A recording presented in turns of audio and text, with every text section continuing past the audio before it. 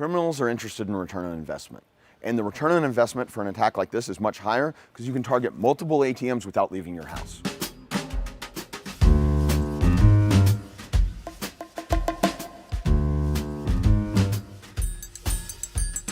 This is a home-based command center. Think of it as the IT technician for this crime. This is just a standard ATM. So I'm going to withdraw $40 from this ATM. Select English, fund PIN. I'm gonna make sure to protect my PIN. I'm gonna do withdraw checking for 40. We have two X-Force Red $20 bills. I'm gonna request $40 again. Let's see how much money I can get out. I'll take a receipt. Now, this time, in fact, if you look at my receipt, it also says $40.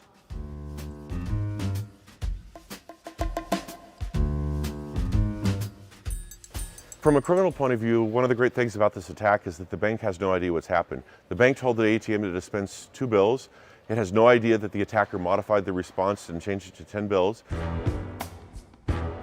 And what operating systems do these generally run? You see everything from XP Embedded, XP, Windows 7, all the way up to more modern variants of Windows. So you're saying that the most vulnerable versions of Windows are deployed on thousands of ATM machines across the country? Yes, you have a lot of ATMs across the country that still run Windows XP. So the type of vulnerabilities that we exploit initially on an ATM are very common. ATMs are architected a very similar way to a home PC. In fact, oftentimes it may be more vulnerable because of the difficulty in patching ATMs that are distributed across a wide geographic area. Most of the ATMs don't have a support staff that's standing there, and if the bank has to send someone out to each ATM to install software, it significantly increases costs. So they're usually very conservative about which patches and which software they push out. This is the receipt printer. Has the standard USB connection, shows up in Windows just like any other printer. You can actually print Word documents on this. The same is true for the safe. The cash dispenser is also just a USB device. We've printed out our own money and stocked it up. Once the ATM is compromised, that's where it gets a lot more complicated. An attacker has to know how to communicate with the specialized devices. Each vendor has a separate set of hardware that they're going to be using. Every piece of software on an ATM has the potential to be a little bit different. So we create our own custom software when we're performing attacks. The attacker can monitor everything that's going on. For example, the attacker can see what's actually displayed on the screen of the ATM and also observe the network traffic. The highlighted text here is the magnetic stripe data from the card. You can see the 4,000 corresponds to the $40 that Charles requested. A lot of people assume that when an ATM withdrawal is processed, the bank issues just a yes or no response. But in reality, it tells the ATM how many bills to dispense. So in the response, it told the ATM dispense 2 bills, but we can modify it as the attacker, change that 02 to a 10 so that 10 bills are dispensed. Do I need 2 people? Do I need you extracting cash and some attacker sitting in a remote location synced up? Conceivably, he could do it from right outside the ATM, but it makes more sense because there's less risk to him being compromised if he can send a low-cost criminal employee to go pick up the cash for him.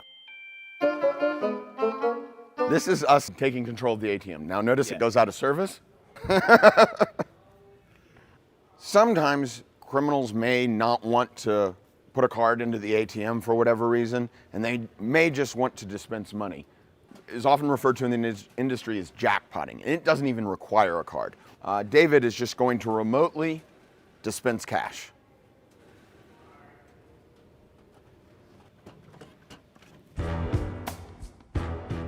How often they're updated often depends on the volume of usage for an ATM, but an ATM like this can hold over $200,000. In fact, in certain rare instances, they can be stocked with up to $1 million. And it's very difficult for banks to detect this in the short run because ATMs don't have a precise way of measuring how many bills are in the back. It's just a counter. It's really only if the criminals empty the ATM completely of cash that the warning bells go off. So a lot of the technology that is needed to defend against it are things that are already on the market. For example, having encrypted network connections between the ATM and the bank. While that's been available for literally decades now, it's surprising how many banks are still using insecure network communication. When an ATM like this is compromised, it's the consumer that pays in the form of increased fees.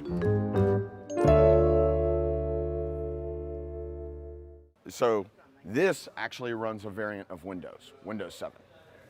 Is that common for ATMs? Yes. So it's actually even common to see XP.